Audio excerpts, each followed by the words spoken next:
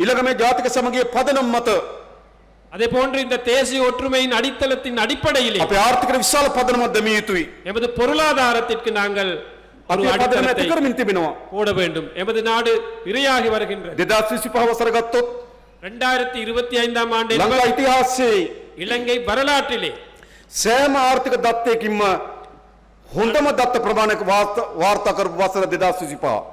அனைத்து பொருளாதார தரவுகளும் சிறப்பான தரவுகளாக இருந்த வருடம் தான் 2025ஆம் ஆண்டு வருடம் என்று වැඩිම ආදායම උපයපු වසර, அதிகூடிய வருமானம் ஈட்டிய வருடம், අඩුම අයවැය හිගේ තිබුණු වසර, மிகவும் குறுகிய வரவு செலவு பற்றாக்குறை இருந்த වැඩිම வருடம், සංචාරකයන් ආපු වසර, மிக கூடிய சுற்றுலா பயணிகள் வந்த වැඩිම வருடம், විදේශගත ශ්‍රී ලාංකිකයන් සල්ලි උපු වසර, எல்லா அந்த வெளிநாட்டு ஊழியர்களும் காசு அனுப்பிய வருடம், மேலதிகமாக காசு அனுப்பிய வருடம், වැඩිම දේශීය ආදායම් දෙපාර්තමේන්තුව ආදායම් උපයපු වසර, உள்நாட்டு இறைவரி திணைக்களம் அதிகூடிய வருமானத்தை ஈட்டிய வருடம், වැඩිම ණය ගෙවපු වසර, அதிகூடிய அளவிலே கடன் செலுத்திய வருடம். ආර්ථික සාධකවලින් අපි ඉස්සරහට යමින් තිබෙනවා. பொருளாதார ரீதியாக நாங்கள் முன்னோக்கி செல்கிறோம். අපි ආර්ථිකය කොච්චර උඩ ඉහළ සාධකවලින් ඉස්සරහට ගියත් වැඩක් නැහැ. பொருளாதாரம் எந்த அளவு வளர்ந்தாலும் பிரயோசனம் இல்லை. ඒ ආර්ථික ප්‍රතිලාභ ජනතාවට ගලාගෙන එන්න ඕන. அந்த பொருளாதாரத்தின் விளைவுகள் பயன்கள் மக்களுக்கு வந்து சேரணும். ආර්ථික දත්තවලින් විතර සම්පූර්ණ වෙලා වැඩක් නැහැ. பொருளாதார தரவுகளால் மட்டும் පහළට ගලාගෙන එන්න ඕනකම තිබෙනවා. கீழ்மட்டம் வரை இதை செல்ல வேண்டும். ඉතින් අපි ඒ සඳහා நாங்கள் அதற்காக මේ අවුරුද්ද නිවාස 50000කට වඩා වැඩි ප්‍රමාණයක් මේ අවුරුද්දේ මුල් ගල තබලා වැඩ අවසන් කරන ගෙවල් 50000ක් ගෙවල් නැති මිනිස්සුන්ට இந்த வருடத்தில் மட்டும் கிட்டத்தட்ட 50,000க்கும் மேற்பட்ட வீடுகளை அடிக்கல் நாட்டி இந்த வருடத்திலேயே நிறைவு செய்வதற்காக நாங்கள் මේරට எதிர்பார்க்கிறோம். ගොඩනගන ශක්තිමත් රාජ්‍ය සේවයක් ඕන. அதே போன்று இதை நடைமுறைப்படுத்த எங்களுக்கு உறுதியான ஒரு அரசு துறை தேவை. වසර ගණනාවකට පසුව பல வருடங்களுக்கு பின்பு රාජ්‍ය සේවයට 75000ක් බඳව ගන්න තීරණය කරලා තිබෙනවා. அரசு துறைக்கு 75,000 பேர் இணைத்துக் கொள்வதற்கு முடிவு செய்திருக்கிறோம். පොලිසියට බඳව ගන්නවා நாங்கள் போலீஸ் துறைக்கு இணைத்துக் கொள்கிறோம். 10000 පොලිසියට බඳව ගන්නවා. 10,000 பேரை நாங்கள் போலீசாராக இணைத்துக் கொள்கிறோம். මම අපේ යාපනයේ අම්මලා තාත්තලාගෙන් ඉල්ලා හිටිනවා நான் இந்த யாழ்ப்பாண பெற்றோர்களிடம் கேட்டு நிற்பது, අපිට අවශ්‍ය දෙමළ භාෂාවෙන් කතා කරන නිලධාරීන් ඉන්න පොලිසියක්. எங்களுக்கு தேவை தமிழ் மொழியிலே செயல்படும் போலீசார். පොලිසියට ගිහලා පැමිණිල්ල කරන්න තමන්ගේ භාෂාවෙන් පැමිණිල්ල ලියාගන්න නිලධාරියෙක් ඉන්න ඕන. போலீஸ் துறைக்கு போலீஸ் நிலையத்துக்கு போனால் அந்த முறைப்பாடு தமிழ் மொழியிலே செய்யக்கூடிய நபர்கள் இருக்க வேண்டும். දැනට ඒ වගේ හිගයක් තියෙනවා. போலீஸ் துறையிலே அவ்வாறான ஒரு குறைபாடு இருக்கின்றது. ඒ නිසා මේ පොලිසියට ඔබගේ දරුවන් බඳවා ගන්න. ஆகவே போலீஸ் துறைக்கு இணைத்துக் கொள்ள நாங்கள் අපි தயாராக ත්‍රිවිධ හමුදාවට නිලධාරීන් බඳවා ගන්න තීරණය අරන් තිබෙනවා. முப்படைகளுக்கும் நபர்களை இணைத்துக் கொள்ள நாங்கள் එවන් ඕගොල්ලන්ගේ දරුවන් ඒවට அவற்றுக்கு உங்களது பிள்ளைகளை அனுப்புங்கள். අපිට ඕන හැම භාෂාවෙන්ම කතා කරන පොලිසිය. எங்களுக்கு தேவை அனைத்து மொழிகளிலும் செயல்படக்கூடிய අපිට අවශ්‍ය நபர்கள். හැම භාෂාවම නිපුණතාවය තියෙන හමුදාවක්.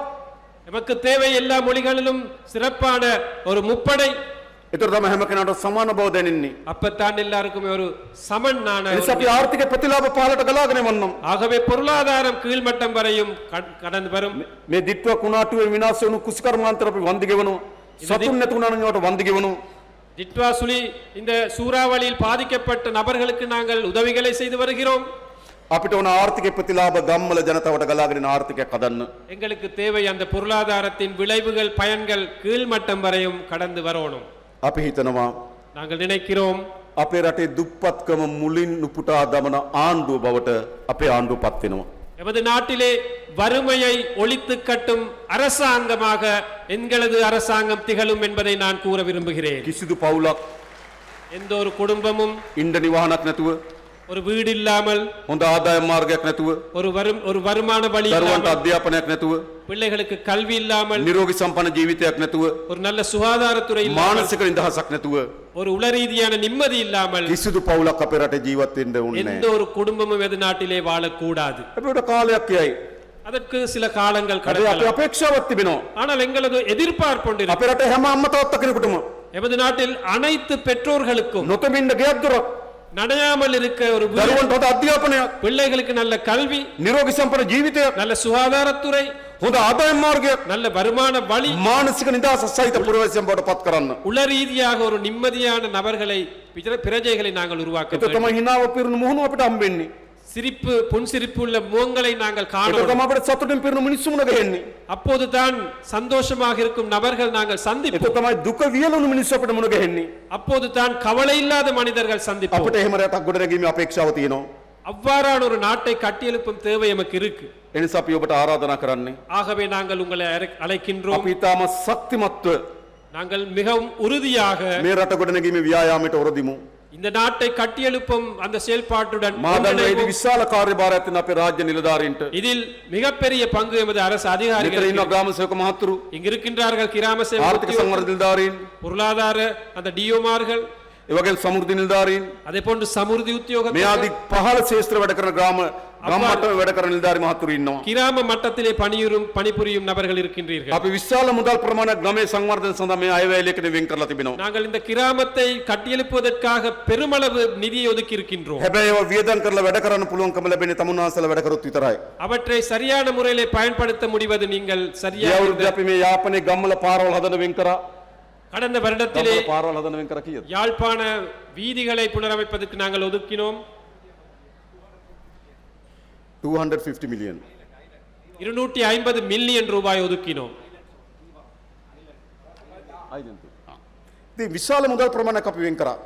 பெரிய ஒரு நிதியை நாங்கள் මේ උතුරු පළාත ගම්වල පාරවල් හදන මිලියන 5000ක් වෙන් කරා. இந்த வடமாகாணத்திலே பாதைகள் புனரமைப்பதற்காக 5000 மில்லியன் ரூபாய் ஒதுக்கினோம். හැබැයි සමහර සල්ලි ඉතුරු වෙලා ආවා. ஆனால் கொஞ்சம் மீதியாகி திரும்ப அரசாங்கத்துக்கு போனது. ඉතුරු කරන්න එපා. මේ අවුරුද්දේ විශාල මුදල් ප්‍රමාණයක් ගම්වල සංවර්ධනයට එවලා තියෙනවා.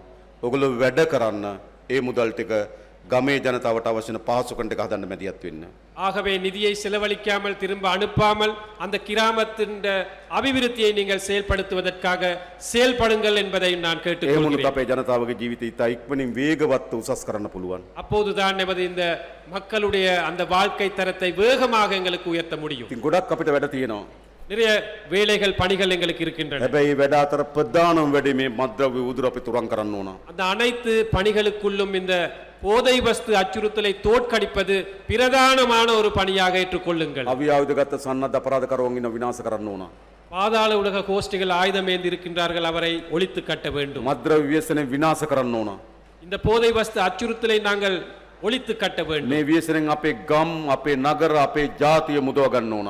இந்த அச்சுறுத்தலில் இருந்து எமது கிராமம், நகரம், அந்த பகுதி, நாடு அனைத்தையும் நாங்கள் மீட்டெடுக்க ඒ வேண்டும். වෙනුවෙන් අපි හැමදෙනාම එක්ව වැඩ කරමු කියලා ඉල්ලා සිටමින් මම නතර වෙනවා. බොහොම ස්තුතියි. නன்றி வணக்கம். இந்த அனைத்து காரியங்களையும் செயல்படுத்துவதற்கு நாங்கள் அனைவருமே ஒன்றிணைந்து செயல்படுவோம் என்று கூறிக்கொண்டு நிறுத்திக் கொள்கின்றேன். நன்றி வணக்கம் என்று கூறிக்கொண்டு